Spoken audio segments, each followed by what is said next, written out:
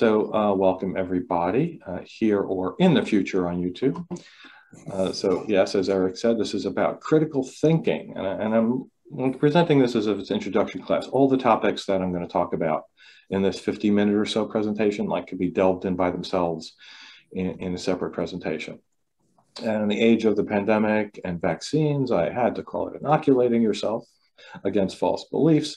So the idea here is what you will learn from this lecture, hopefully will help inoculate yourself and prevent the false beliefs from infecting you, or maybe remove some that you already have. So my background, I recently retired from a career in aerospace engineering.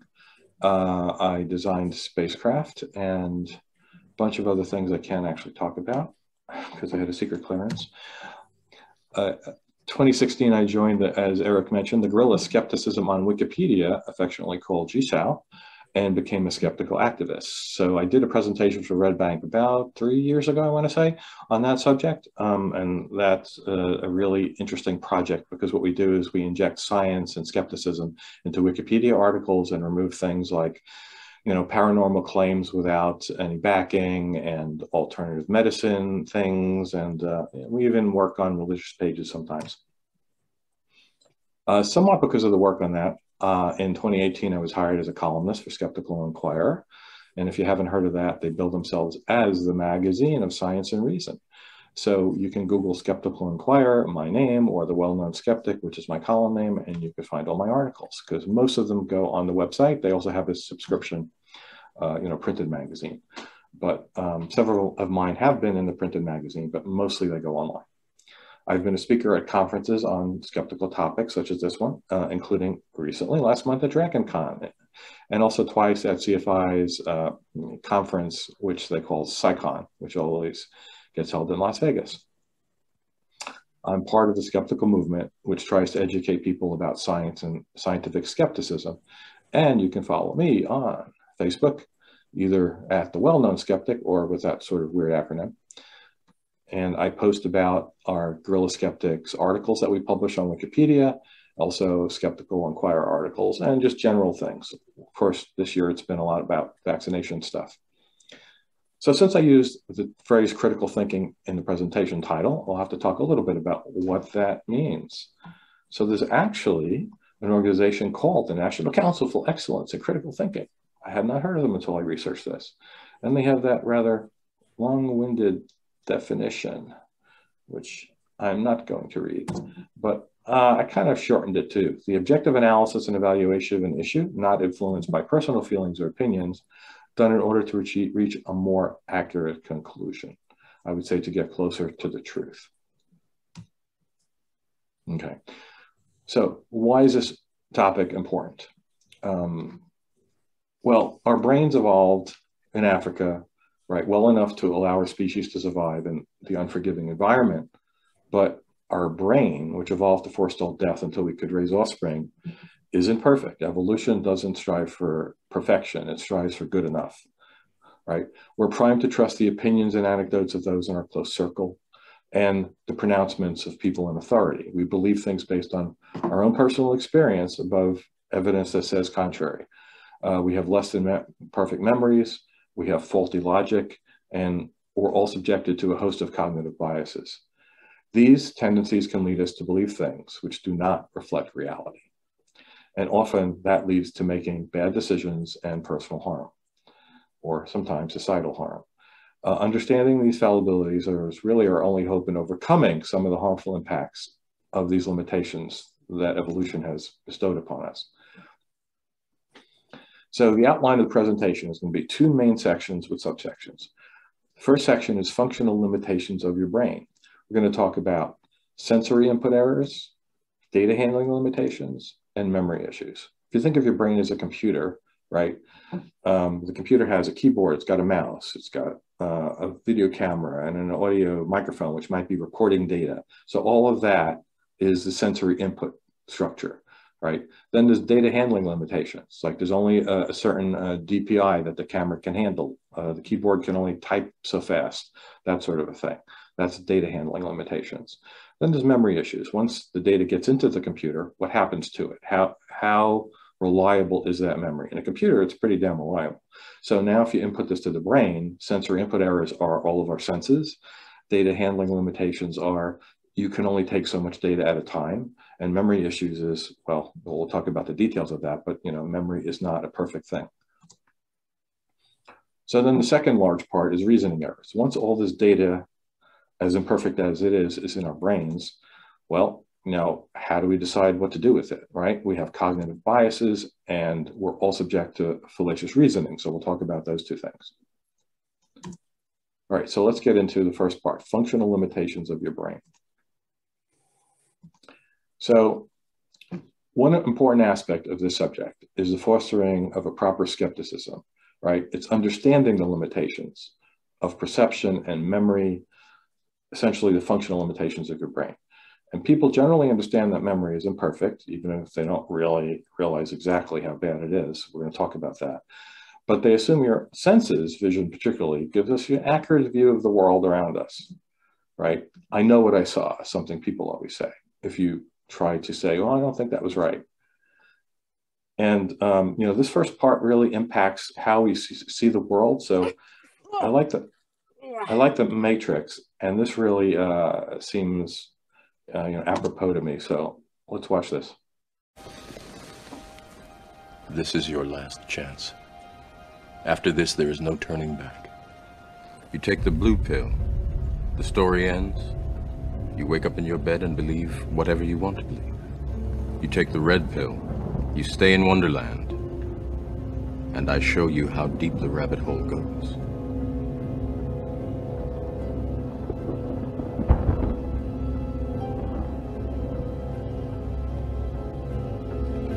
Remember, all I'm offering is the truth, nothing more.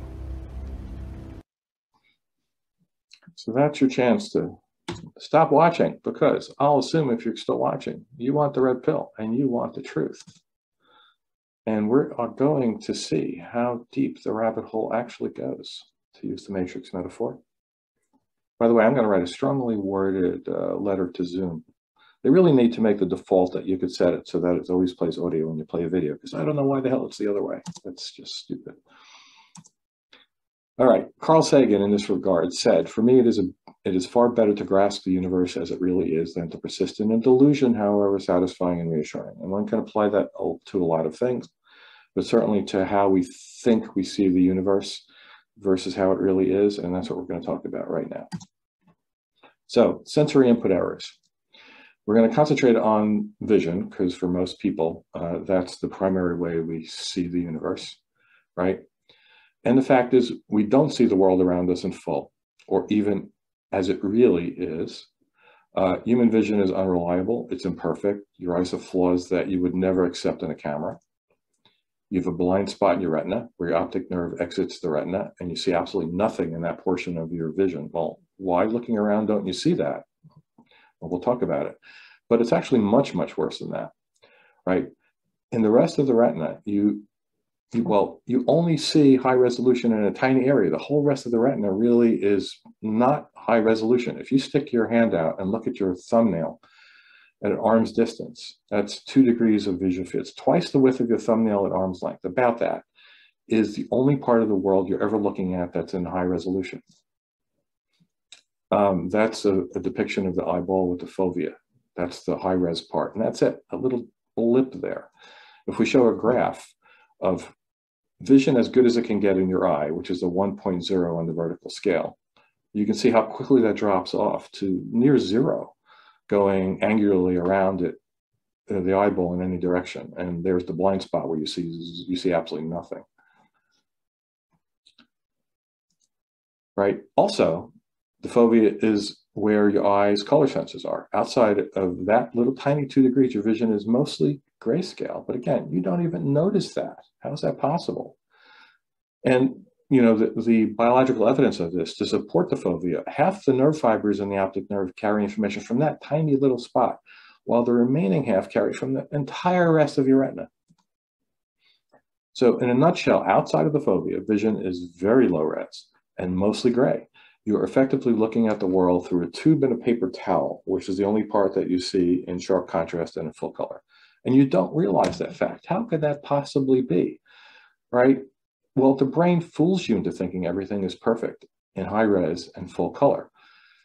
If a scene being, the way it fixes things is if a scene being observed is larger than can be resolved with a stare at a tiny little area, then the eye automatically, subconsciously is commanded by the brain to shift around. And you don't notice that happening either.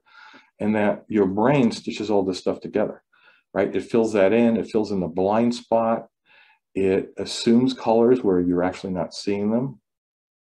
And that's the view of the world that you see. Also, there's another effect that's a problem. You blink, and it's about 10% of the time that you're awake. But the brain edits out this repeated blackness, and you never even notice it. If you were to be watching a movie and every 10th frame went black, or say 1 second out of 10 went black, then it came back and it went black, you would notice it because your brain isn't accustomed to stitching that out. But for what's entering your brain from your eyes, it does that.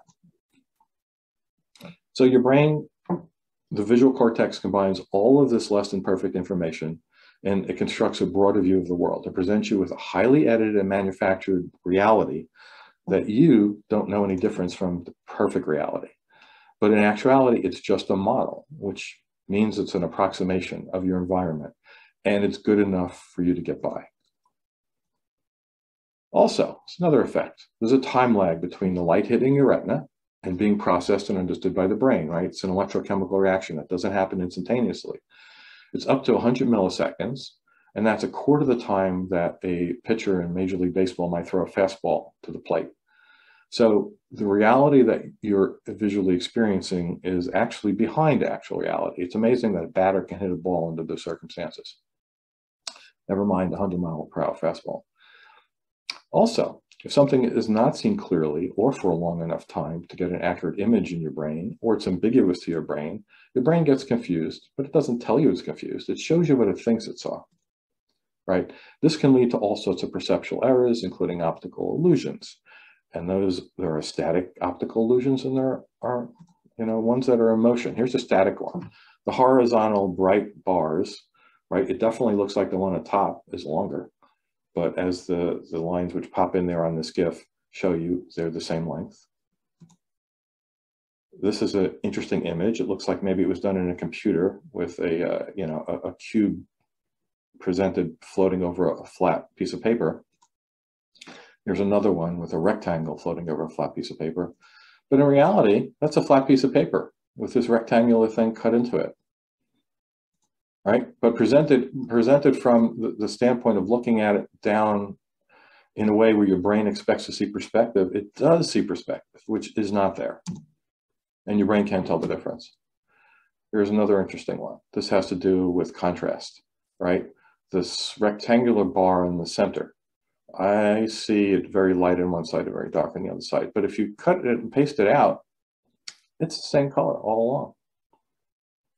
But right, if you were to say, I saw something that was light on one side and dark on the other side, you would have no way of seeing this, of knowing that that was actually incorrect. Your brain is being fooled, and therefore it's fooling you. So I'm wondering if people see that move. I do. Most people do. Eric, seeing the image move?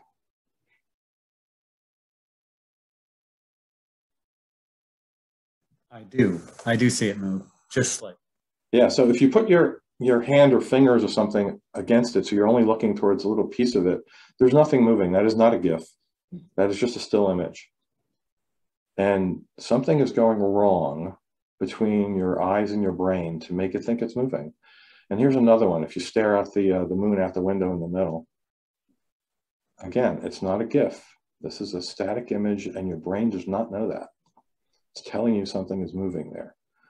Similarly, a lot of people see something rotating in at least one or maybe all of these concentric rings.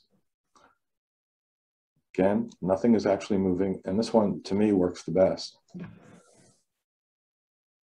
I mean, I'm seeing the whole outer portion do some kind of weird rotation, and it's not at all. So all of those examples of your brain being fooled and telling you the wrong thing.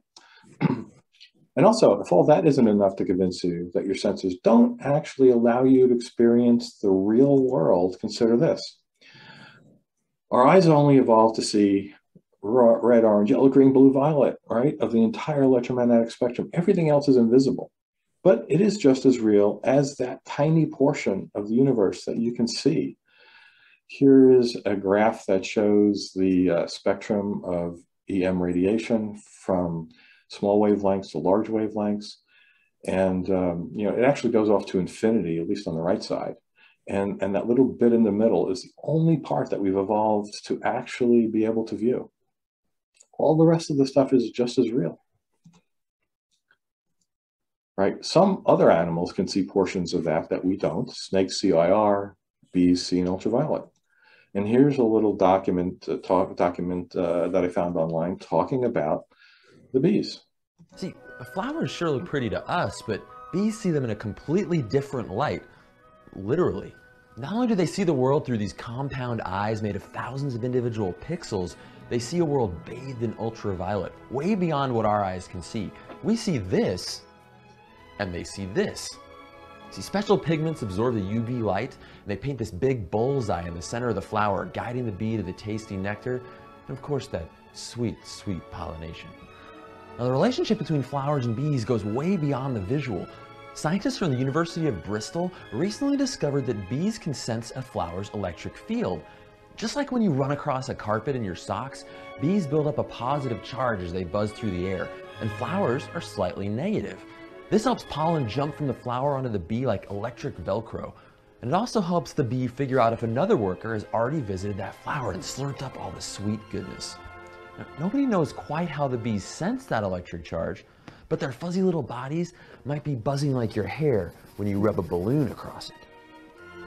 Now, evolution's been playing matchmaker between bees and flowers for millions of years, resulting in one of nature's closest relationships. So next time you see a bee buzzing around the garden on a warm spring afternoon, imagine how their world looks, and think about how much of nature remains invisible unless you see it through the right pair of eyes. Yeah, so I think it's interesting they also touched on, essentially another sense that animal has, which is it registers static electricity, and its brain tells it something, which we don't do that at all. So no species' specific perception of the world is complete, or could be called the correct one, right? And even members of the same species with optimally functioning eyes, so you have perfect quote unquote vision, may not experience that visual reality exactly the same way. And what about extraterrestrial life, if there is such, right? They would have evolved in a totally different environment with maybe different radiation from a different type of star. This is an excerpt from a novel about first contact with aliens. And to the human who's talking, they seem to live in total darkness. And then he's contemplating why that would be. But they don't need that. They don't need light. Well, hold on. Their visible spectrum might be completely different from ours. Humans only see a tiny fraction of all the wavelengths of light out there. We evolved to see the wavelengths that are most plentiful on Earth. Maybe Iridians evolved to see different wavelengths. The room could be well illuminated with infrared or ultraviolet light, and I wouldn't see a thing. Very interesting.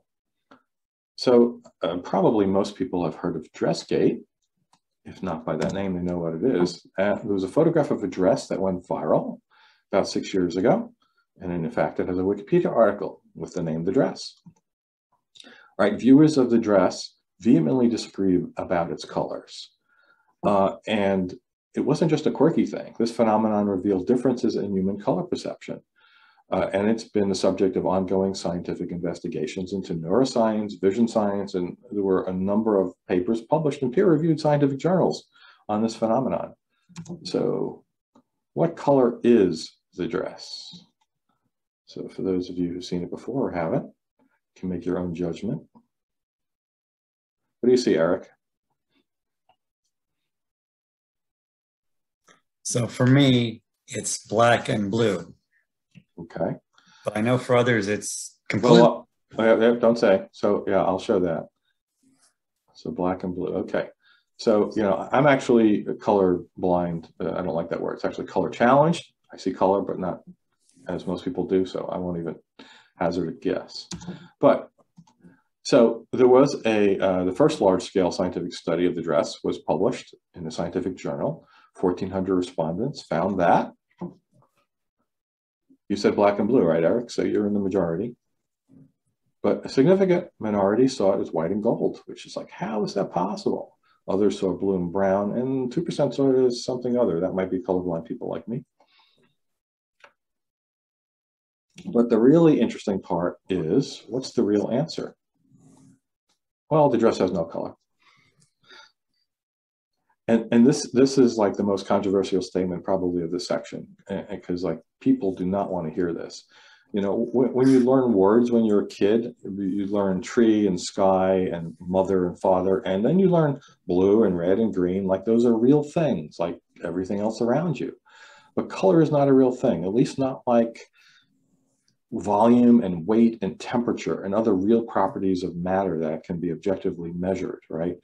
Color is quite literally a figment of your imagination. It's just a computation that your brain makes, which enables you to extract meaning from what you're seeing in the world. And as you saw with the dress, not every brain even computes what you see as the same, right? And this is from a neuroscientist. Color only exists in your head. There is such a thing as light. There is such a thing as energy, but there is no such thing as color. And you can Google the details of that at an article named "The Dress Isn't Blue or Gold Because Color Doesn't Exist" at pbs.org. I have had so many arguments on this subject. It gets tiring. So I've discussed the visual system, but other senses such as hearing also have limitations. Some animals' brains use means other than vision, right? We know about bats and cetaceans. They use echolocation to map the world. And they have an entirely different perception of reality than we do. Does a bat's brain map rough and smooth surface texture as red and blue and gold? Maybe. I mean, that may be what they perceive as colors. And again, not all members of one species agree in reality, even if your equipment is functioning perfectly. Remember Yanni versus Laurel. Laurel, Laurel, Laurel. People put in the chat what they heard there. Laurel, Laurel, Laurel.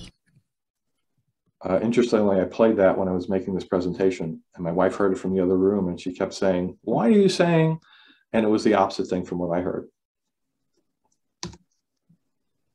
So now, once all this information that's less than perfect by far is in your brain, then we can talk about the data handling. So your brain ignores much of basically this is how even that information has a hard time getting into your brain. Let's look at it that way, right? Your brain ignores much of what your eyes and other senses actually send it. This is a problem of attention limitations. Your processor, just like the CPU of a PC, can only go so fast. Your brain's got a certain ability to handle data being thrown at it. Your processor can only handle at a given rate. So what happens around you is largely ignored or not remembered. One thing I hear often is you don't feel your clothes on your skin. All of your skin can feel, but it doesn't. You're not constantly, every bit of my body, I feel my clothes on it, because you go crazy. Your brain ignores it because it's not important. Unless something is a problem, then it brings it to your attention. Oh, this piece of clothing is rubbing my skin wrong, something like that.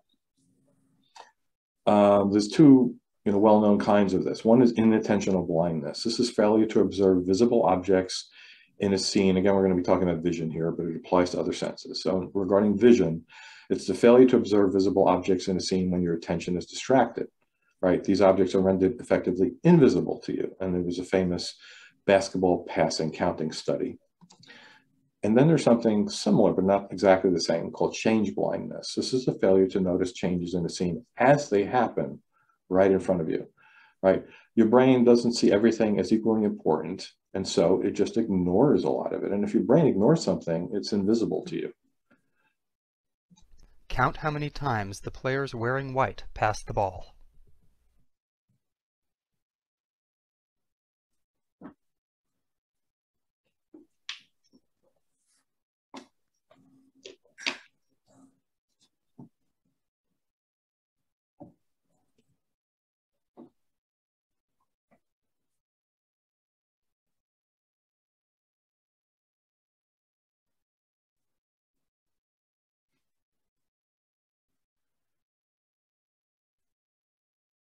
Did everybody catch that? Put in the chat. The correct answer is 16 passes. Did you spot the gorilla? For people who haven't seen or heard about a video like this before, about half missed the gorilla.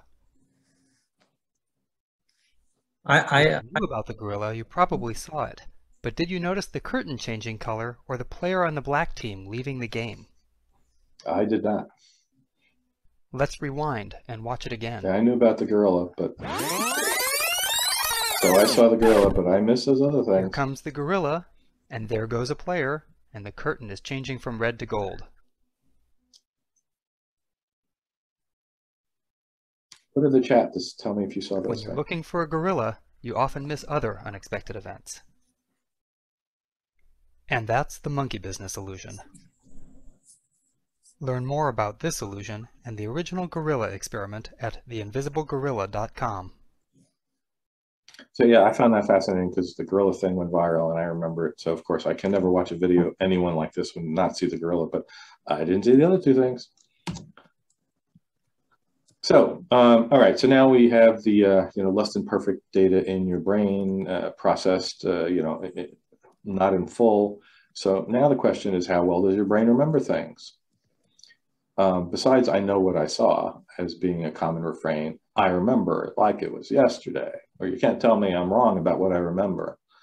So that's a common thing, and we're going to explore that. So the human memory is imperfect. It's unreliable. It's not an organic recording and playback system. Can you accurately remember what something you've seen numerous times looks like? You might want a piece of paper and pencil for this part, especially people who are going to watch this in video later and can pause it. Can you recall what a US dollar bill looks like? So that takes too long to draw, so I'm not going to pause this here, but a lot of people come up with something like that, right? How close is that to reality? Something that people handle, at least they used to before credit cards, all the time. Well, it's not really very close at all. Right? Besides the ones in the corner and some sort of an image of a person that they're looking the wrong way, everything else is wrong about it. Right? How about the Volkswagen emblem? All right, common vehicle, maybe you have one. What's the Volkswagen emblem look like? Well, this is a study of people who were asked that question. This is what they came up with. Very different from one another. And that's the emblem. I guess first column, second one down got it the closest. But some of them are just atrocious. How about Toyota? I have a Toyota, and I did this, and actually I couldn't remember. So this is what people came up with. Everything from a T to the word Toyota, to weird circles, to the peace symbol. And that's a Toyota emblem. And some of them are sort of there, but no one got it really right. So why is this? Why can't people get simple things like that right? Well, the brain retrieves bits of information from past experiences, like seeing something or experiencing something. It stitches those memories together. It fills in the gaps as best as possible, and there are a lot of gaps.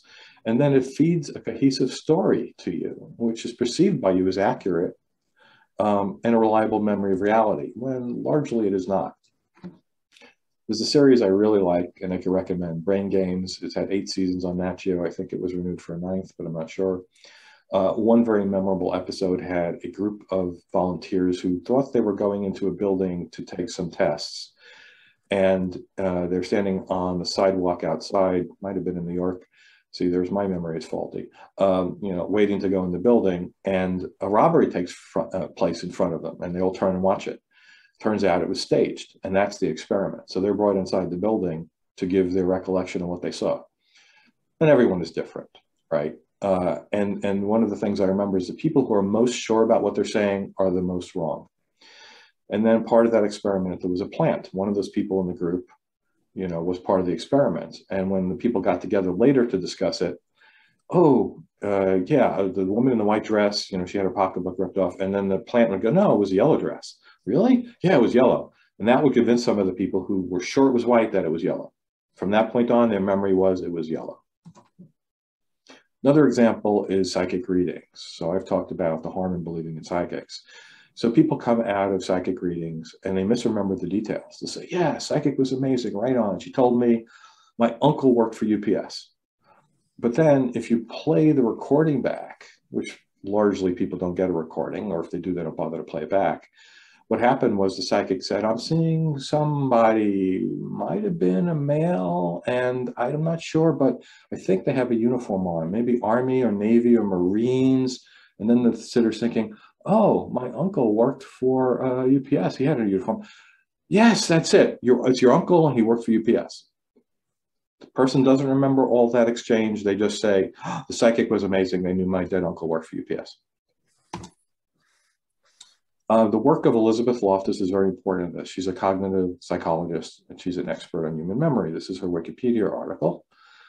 Her whole career has been based on studying human memory and the problems with it. I had the good fortune to be able to interview her for a podcast called The Skeptic Zone, and here's an excerpt. Just ran into Elizabeth Loftus, and she's going to be a speaker at the conference. Right now she's signing an autograph of witness for the defense for Ed Bear. There you go. And now I'm going to ask her. Thanks for your help, Ed. So thanks for doing this interview. Oh, sure. I'm glad we could do it this conveniently. What is your presentation going to be about? Well, it's called The Fiction of Memory, and it's about research that I and other psychologists have done on how it is that people come to believe and remember that they did things or saw things that they didn't do or see. How do people develop false beliefs and false memories? So does that include when someone maybe misremembers something, so there actually was an event, but they don't remember it properly? Well, that's part of the work. Okay. And many of the experiments that I've done show how easy it is to change people's memory for an event that they actually did see. But what's even more stunning is when we can plant an entire event in the minds of people for something that didn't happen. Wow. Give me an example. Well, make them believe that they were lost in a shopping mall and frightened and crying, or that they were attacked by an animal, or they witnessed a person being demonically possessed. Yeah, one of the stories, as I recall, and maybe my memory is faulty, but it's something like, a person's family was asked to give the researchers family photographs of when the subject of the test was a child. And some of them they altered, and then the photographs are shown to the subject, who's an adult now, and say, can you talk about these things you did with your family when you were a child? And like one of them is totally made up, say they're, it's Photoshop to show the kid in a hot air balloon, with the mother and father. And they'll start, oh yeah, I vaguely remember that. And they'll start coming up with details about this hot air balloon trip, which they never took. And then they just believe it from that point on. And they can't tell that memory any different from a memory of a real thing they took with their family, like going to Disney World. So given all that science has revealed about how poorly we see, how poorly we remember ordinary things, it makes no sense to trust anyone's memory of what they remember as an extraordinary or supernatural event. Decades ago, years ago, last month, or even a minute ago in some cases. Right? As Sagan famously said, extraordinary claims require extraordinary evidence. And it should be obvious now that any claim based exclusively on human senses and memory does not come close to qualifying as extraordinary evidence for anything. And yet, I'm going to put some quotes up on here. And I'd like you to put in the chat, what do these all have in common? Why am I putting all these things up here? You recognize the connection, Eric? Sorry for putting you on the spot. Would you like me to unmute other participants Nah, it'll be too complicated to put them back, okay. I think. But just, do you see the connection here? Why are all these things up here? Not immediately. Have you heard any of these? I've heard all of them. Okay, good. None of them are right. Every single one of those is not correct. But in almost every case, everyone thinks, if you said, hey, tell me a quote from Casablanca, it's played against that, right? Tell me what happened in the Snow White movie, Mirror, Mirror on the Wall, right? Hey, Lucy, you got some splaining to do. Sorry for the bad accent, right? Beam me up, Scotty. It was never said in Star Trek. Luke, I am your father. It was actually, no, I am your father. Even life is like a box of chocolates. That's not right. So so even Mr. Rogers didn't say it's a beautiful day in the neighborhood? So it's a beautiful day in this neighborhood, but no one remembers it that way. That's a minor change, but no one remembers this. It's always a beautiful day in the neighborhood. So these are connected to a thing called the Mandela effect. I'm going to talk about that a little bit now, right? What's the correct spelling of that? It's not a book series I read as a kid, but many people did, and they're absolutely sure it's one of those things versus the other. And the point of this Mandela effect is that people claim that these things were correct in a different universe, right? And the reason you remember them is because they were in a different universe, and the universe has changed. All of the movies and TV shows have changed so that they don't have these things exactly like this.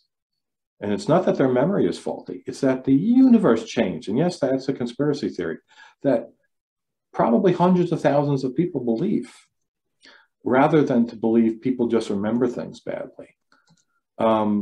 Here's some images of that. It gets called out in the Mandela effect a lot, right? Does the Monopoly man have a monocle or not? Which one of those is correct? What's your recollection of that? Does Pikachu have a black stripe on his tail? Does Curious George have a tail at all? Right? These are things that the Mandela effect adherents believe is different in one universe than another. And the reason, if you Google it now and you find it one way, it's because, but they remember it differently, it's because their memory is correct, but the universe changed. So are you saying that those specific examples, Pikachu and Curious George, are ones that have attracted a great deal of comment online? That is correct. Oh no, really? Oh yes. Oh yes. Yeah, and the comments are made in groups such as this, the Mandela effect, with 52,000 members, right? If you're a scientific skeptic or whatever, and you go to a Facebook page, like me, you're lucky if you have 1,000. I actually have getting close to 10. I'm very happy about that, but 52,000. This is just one of the many Mandela effect groups. Who people, now, not everyone in the group you believe, some are skeptics and question them about it, but I think the overwhelming majority believe it. So I went to one group yesterday and I posted this meeting. So like I said, there might be some people from that group here, right? And all he said was the Mandela effect will be discussed. So I got this response. I'm going to read it. Thanks for the warning. No doubt you'll attempt to install a measure of doubt in the minds of us who have experienced it. I'll believe my own lying eyes. And I didn't say lie. All I said was, it'll be discussed. Thank you very much. If that means I am self-deluded, so be it. I have nothing but contempt for skeptics who, because they cannot accept what is hard to believe, insist on attempting to force their limited belief systems on those of us who have experienced things and events that don't fit into their limited way of thinking. It's not that their memories are wrong. And these are books, many books on the subject. This is just a quick Google search. All right. So the third book there, Mind Beyond Matter, The Mandela Effect. This is one of the reviews. It's real. I've been on this journey. Yeah, it's a mind-blowing experience. So there are no doubt some what's called pose, people who just play act that they believe this stuff, but there are people who absolutely believe this. And the Simpsons writers are so good at being skeptical. So this was a little scene where, am I just misremembering? And there's, you can see some of the images of common things, the Bernstein Bears, Curious George, the spelling of Looney Tunes and Fruit Loops.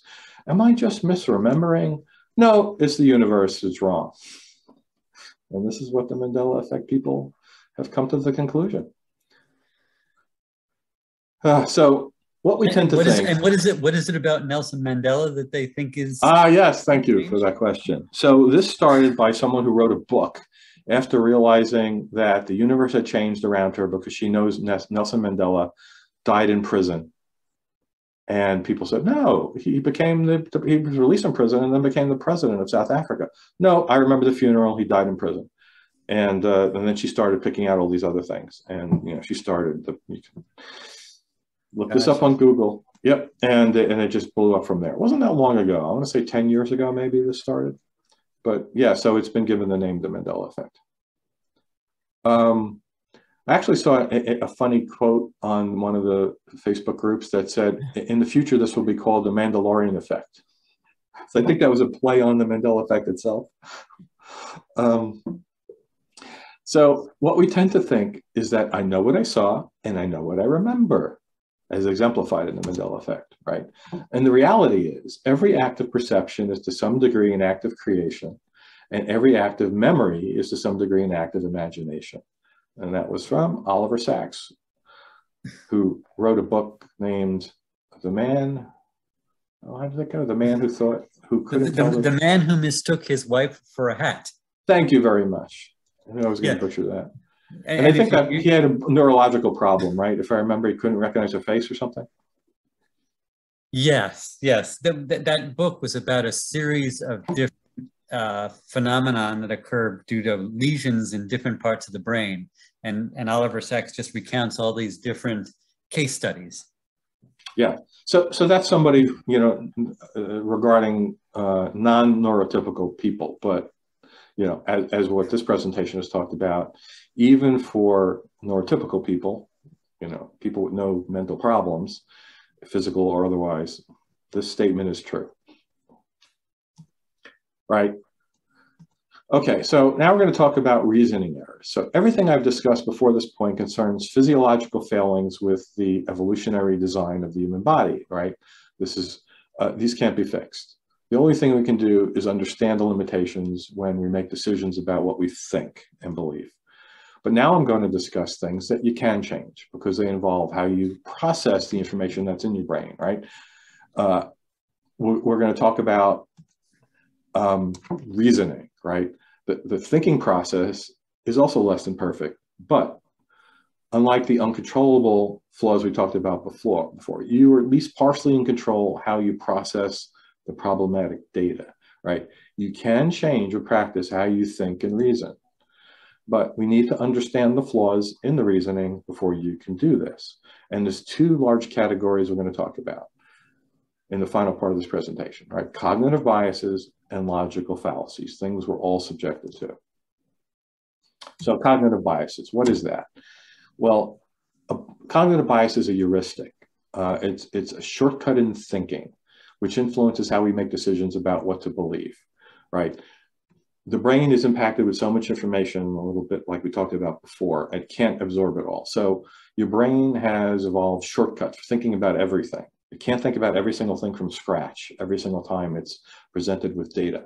So shortcuts are evolved in order to simplify the complex world. And biases may sometimes lead to perceptual distortions, inaccurate judgments, and illogical interpretations of what we would broadly call irrationality, right? Although these are unconscious biases, if we understand them, then we can sometimes train the mind to use a different pattern of thinking and somewhat mitigate their effects on our belief and behavior. The first one, I'd say the mother of all biases, confirmation bias, right? The tendency to search for, interpret, favor, recall information in a way that confirms or supports one's prior beliefs or values. You know, I mean, certainly saw that with the post from the person in the Mandela Effect group. You're not going to tell me otherwise. I already believe this. Everything I've seen, you know, points to this. Why would I listen to you? Disconfirming information is not sought. When it's come across or offered, ignored, discounted without due consideration. Motivated reasoning, kind of connected. A lot of these are connected to each other. This is reasoning which produces beliefs, justifications, decisions that are desired rather than accurately reflect the evidence or situation, right? Part of the problem, I'm going to go back to that. Part of the problem with this one is once you're decided you believe something, and these days if you're in an in-group, like you're a member of Facebook groups where everyone else believes like you do, if you change your mind, you're going to be out of that group. You'll be the out person anymore. You're the evil person who is the sheeple. So you're motivated to not change your mind. There's something called status quo bias, tendency to have a preference for the current state of affairs, right? The current baseline is taken as your reference point, and any change from the baseline is perceived as just being bad. That could be you for you or all society. It's a bandwagon effect, tendency for people to adopt behaviors, styles, or beliefs simply because others have them. And I would say in the age, again, of social media, when you can find groups of people that believe something incorrectly, and it's the same thing you believe incorrectly, you have more reason to stay on the bandwagon. And the rate of uptake of beliefs, ideas, fads, and trends increase with respect to the proportion of others who have them. One big place this is in flat Earth, right? Since social media came about and YouTube, more people believe that the Earth is not an oblique spheroid than used to, because they find groups of people who agree with them and they reinforce each other's opinions. And people want to fit in with their peers. Once you believe this, you're motivated to, not jump off the bandwagon, right? Interestingly, there's also the reverse bandwagon effect. This is a cognitive bias that causes people to avoid doing something or believing something because others do. Much less, used than the bandwagon effect, I would say, in use. Survivorship bias, I always found this one fascinating. It's a form of selection bias. It's a logical error of concentrating on the people or things that made it past some selection process, overlooking those that did not survive, right? Hey, everyone I've talked to has survived COVID. I've seen that online.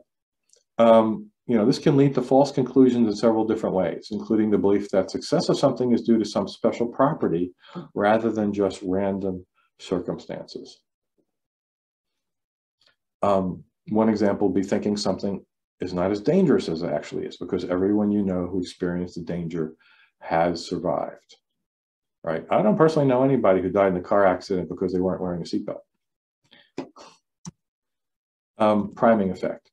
This occurs when an individual's exposure to a certain stimulus influences their response to subsequent stimuli, so without any awareness of the connection at all. These are often related to words or images that people see during their day-to-day lives. One thing I could think of that seems to fall into this category would be people who speak in tongues, right? They join a church as a kid with their parents, the adults speak in tongues, and you're just seeing this as normal. And when you get to the age where it's expected of you, you're primed to do it, to think it's a normal thing to do, right? And unfortunately, completely avoiding this may be impossible given the way in we subconsciously process that information. But we can develop an awareness of how it affects us in the hope of mitigating its worst effects. Pareidolia. If people don't know that word, I think they would generally know that what it means, which is seeing patterns in things, where the thing is there, but the pattern really is not what you're seeing. So, right, there are clouds, but what people see in this isn't really there, so to speak. But if you're, I would say, primed to believe in a certain way, you may in fact think that's a sign personally to you. This might be a sign that you like King Kong movies, because I see King Kong on the right side battling some kind of other large creature. This is a fairly famous one. Have you ever had a topic on this whole subject, the whole Mars thing, Eric? Not devoted to that. Interestingly, I probably there are books written on this subject, so certainly someone could do a talk on it. But basically, when this was imaged in the 70s, this created a wild conspiracies of cities on Mars. And, this is essentially a human face, and it was pointing at Earth. And the only reason that could be on Mars is because they wanted us to see it.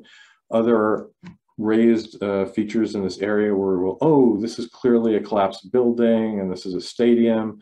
I think there's a book called Cities on Mars. And then when we got there several decades later with higher res imaging and not the same sun angle, that's that same feature.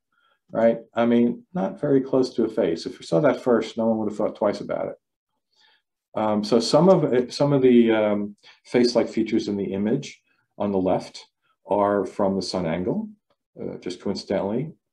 Some of them are, so certainly in sort of the crater at the upper left became an eye and the mouth. The nose is just a pure artifact of a failure of the camera, because all those black dots all over this picture are pixels that were missing from the picture. One happened to be right where a nostril would be. So it just lent more credibility to that being a face. Let's get into the religious realm, right? This happens all the time. People see something on a piece of toast on the left, grilled cheese on the right, and it's not just a human face, it's a specific human face to them. And this is somebody making a little monetary gain from that. GoldenPalace.com, Virgin Mary grilled cheese. Passion of the toast. I love it. I'm sure they sell artifacts of this. And I just can't help seeing something funny there. What do you see, Eric? Tell me. Tell me I'm not crazy. It somewhat resembles like a cartoon baby chick. There we go. It's a chick. I just got a chick church. It's like funny. And this is quite the other extreme. It's I can imagine somebody cutting that pepper open and not wanting to put any piece of that in their salad. So how do we overcome these kinds of biases? Well, you have to question what you accept as true, right? If you accept that the devil is sending you a signal, and that's why that looked like that, there's a problem there. You have to base your beliefs on facts, verify the data sources, avoid knee-jerk reactions to what you perceive, right? Keep an open mind, and check for alternate explanations and contrary opinions. We all hear about like our own bubbles these days, and that is true of everyone. Politically, regarding religion, people do not talk to people outside of what they already believe, and therefore they just keep believing it. So yes, check outside your echo chamber. Yeah, just a quick story. I was traveling in South Jersey last weekend, and I saw a sign on someone's front lawn that read, "If you're looking for a sign, here it is." I like that. Okay, the very last section is fallacious reasoning, right? We're going to talk about informal logical fallacies. This is how your brain uses data to prove things to yourself and other people in a way it should not. What skeptical thinking boils down to is the means to construct and to understand a reasoned argument, and, especially important, to recognize a fallacious or fraudulent argument. The question is not whether we like the conclusion that emerges out of a train of reasoning, but whether the conclusion follows from the premise or starting point, and whether that premise is true. So what is an informal logical fallacy, right? Going back a little bit, a fallacy, before we get to the informal part, is a use of an invalid or otherwise faulty reasoning in the construction of an argument. And it's broken up into two types, formal and informal. All right, a formal fallacy is a flaw in the structure of a deductive argument which renders the argument invalid. So this is sort of if A is B and B is C and C is D, then and there's something wrong in that argument in that way. So that's a formal logical fallacy, right? Informal fallacies are used more often, I think. These contain errors in reasoning other than the use of an improper logical form. They're composed of mistakes in reasoning that arise from mishandling of the content of the propositions in your argument. And either type of argument may be deceptive by appearing to be better than it really is, both to yourself and the people you're telling it to. So we're going to go through a few of these more common ones. And many of these apply to, again, all aspects of people's lives and world. The examples I'm going to show mostly have to do with the religious context. So use of anecdotal evidence is a big one. Tendency to attribute unwarranted credibility to our own observations or to testimony of individuals we know and trust, all of which is subject to what we already talked about, confirmation bias. And I have an example of each of these, and it's going to be read by my nice friendly AI Siri. Scientists say that empirical research proves that prayer has no noticeable effects. But I know that God answers my prayers because it happens every single day. Plus, others from my temple tell me God answers their prayers too. Right, so that's a common one. And of course, anecdotal evidence is used in people who believe that alternative medicine treatments work. Hey, acupuncture cured me of this, or homeopathic, pills I took fixed whatever, all sorts of things.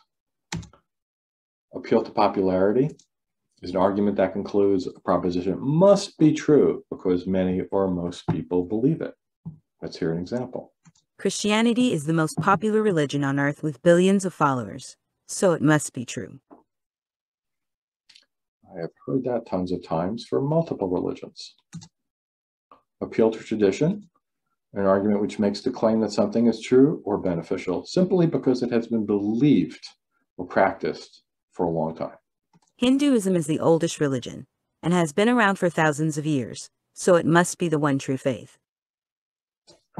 So I actually had both the argument from popularity and appeal to tradition thrown in at me at one sentence by a friend who was a Christian, trying to tell me why Christianity has to be true. And it was something like, billions of people have believed it for thousands of years, so how could it be wrong? So she made two logical fallacies without realizing it at all. And to her, those were good arguments for believing something. Appeal to authority. This is an argument which grounds a claim in the belief that the source, in a source that is not authoritative, all right? And that source may be non-authoritative for many reasons, including having no expertise in the relevant field, or they may be at odds with the scientific consensus in their field. Our minister preaches that the only way to beat cancer is to be healed by the Spirit of God. He has a master's of divinity, so I'm stopping my chemotherapy. And that would clearly be the first case. But there are, in the pandemic especially, there are often cases of the second part, where you have an outlying person with a degree in something. They're an MD. They may even have some sort of a degree in virology, but they've come to the conclusion that is totally different from the entire consensus in the field, that, about COVID, about vaccines or whatever. And those people are jumped on by people who don't believe in what public health measures are being presented by our government or other governments around the world. They're seen as the authority.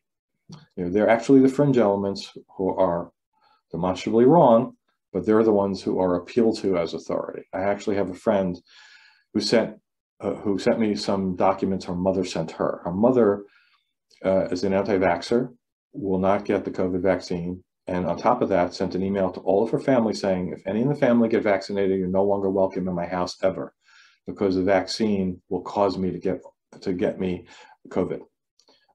And attached to this was links to Simone Gold, Dr. Simone Gold, and America's Frontline Doctors, who's an organization run by Simone Gold, who proclaim all of that nonsense, that vaccines for COVID shed the virus and they give it to people and that sort of thing. And by the way, both of those organizations, at that organization and the person, Simone Gold and America's Frontline Doctors, have Wikipedia pages thanks to guerrilla skeptics.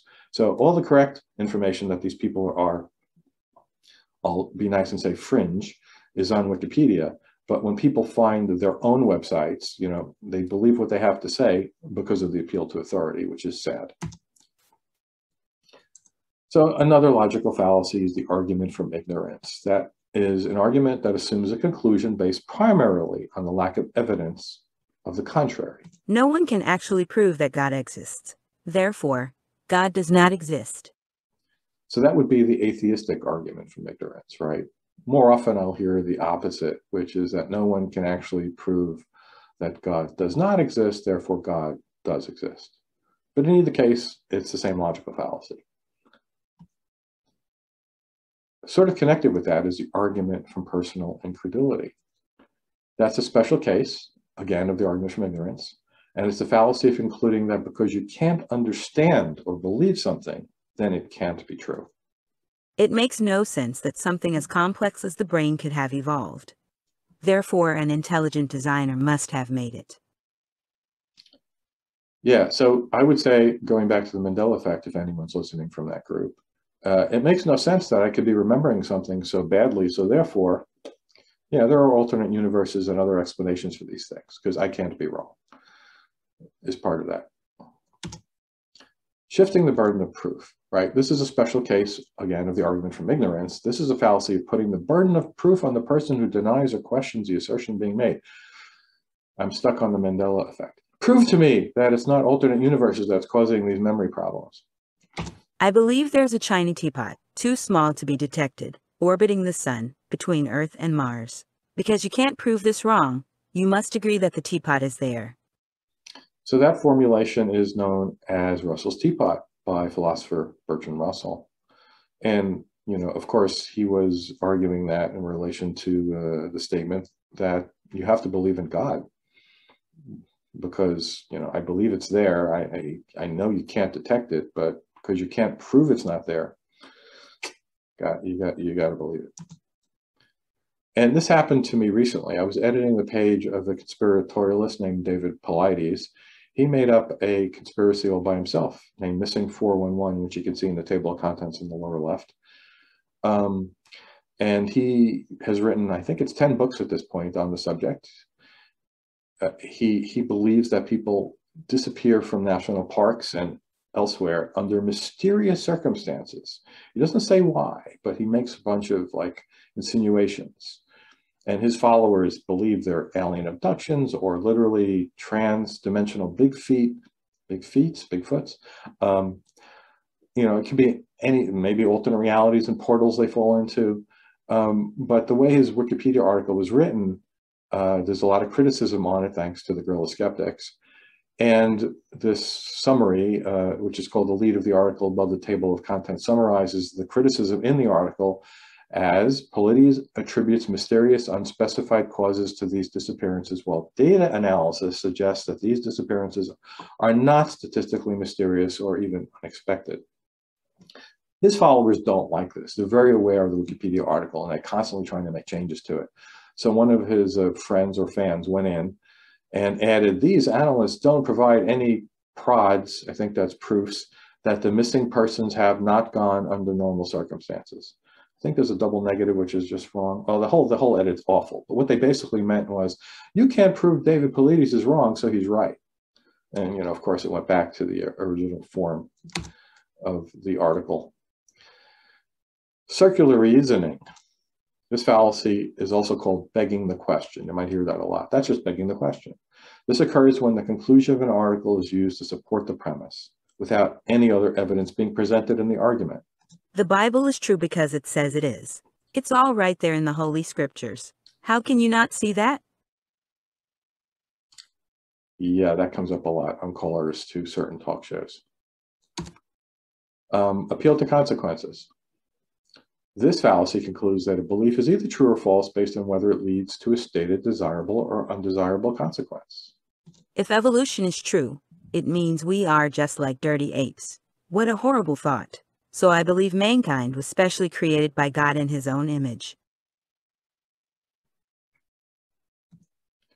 And the straw man fallacy occurs when someone gives the impression of successfully refuting an argument while they actually are misinterpreting the position, right? And one who does this is said to be attacking a straw man, kind of like a scarecrow. If you're doing bayonet practice, you might put scarecrow in a field. And of course, they can't fight back. So it's a weak version of an actual opponent. It's a straw man. The theory of evolution is wrong because all life on Earth could not have come about by random chance. It would be like a tornado going through a junkyard and assembling a working 747. I actually had a theist friend who told me that word for word. And I've heard other people say that same phrase on call-in shows. So it must be something preached from the pulpit. And there's a lot wrong with it. All right, maybe we can talk about in Q&A if people want to talk about what's wrong with that statement. But one big thing is evolution is not just random chance. Appeal to emotion. This is characterized by the manipulation of emotion in order to win an argument or prove your point, right? Especially if you have no other valid evidence to present. Think of all the children without faith. They must be miserable. How can their lives have any meaning? You must raise them to believe in Jehovah. And we skipped the part where we'll have to show some kind of proof that actually their lives are miserable without faith and they have no meaning. So I've avoided the Latin terms for these fallacies. Many of them have Latin terms. This one I absolutely love, and everyone should memorize it. Post hoc ergo propter hoc. That's Latin for after this, therefore, because of this. I like the Latin better. It's a fallacious argument that asserts that because two events occurred in succession, the first event was the cause of the second. I prayed for a new job, and then the next week I saw a posting for one. Less than a month later, I am employed. Allahu Akbar.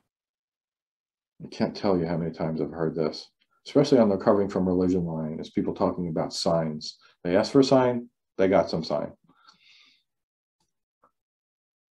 Non sequitur. This is just, it does not follow, right? And one commits this fallacy when what is presented as a conclusion does not logically follow from the premise. Frankly, most informal logical fallacies are varieties of this one. It just doesn't follow. Believing in Jesus makes me feel good, so I know that he died for my sins and is the prophesied savior. That one's got more of a disconnect than the others even. Just because I feel good, I know it's true. Then there's the false dichotomy, right? This is an argument in which just two choices are presented as being the only possibilities for the argument. In fact, when there are one or more additional options. A rational person should live as though God exists. If God does not exist, such a person will have only a finite loss, some pleasures, etc. Whereas if God does exist, they stand to receive infinite gains, and they avoid infinite losses.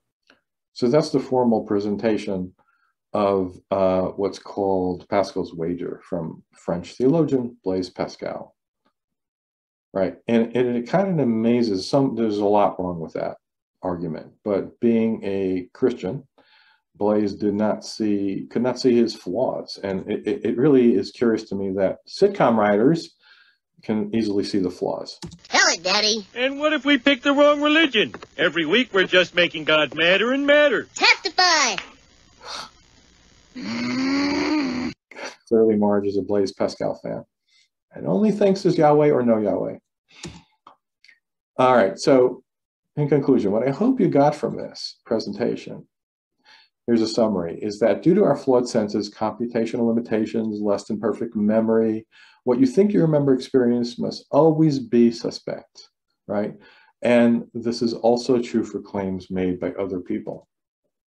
It's especially true for what would be called extraordinary claims, those which contradict what science has uncovered about the nature of reality as we currently understand it.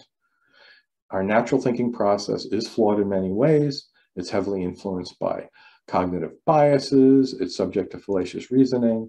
But by understanding these things, we can inoculate ourselves from harm, right? Understanding our fallibilities and altering those that we can by critically thinking will lead to holding true beliefs and to making better decisions. I'm going to leave with a few words from Carl Sagan's final televised interview. Science is more than a body of knowledge. It's a way of thinking, a way of skeptically interrogating the universe with a fine understanding of human fallibility. If we are not able to ask skeptical questions, to interrogate those who tell us that something is true, to be skeptical of those in authority, then we're up for grabs for the next charlatan, political or religious, who comes ambling along. Political or religious, or in the medical arena. Thank you very much for your attention. And you can follow me on Facebook, as I mentioned. If you've got a smartphone, you can just snap that from the screen. And that'll bring you directly to my Facebook page. Thank you, everybody.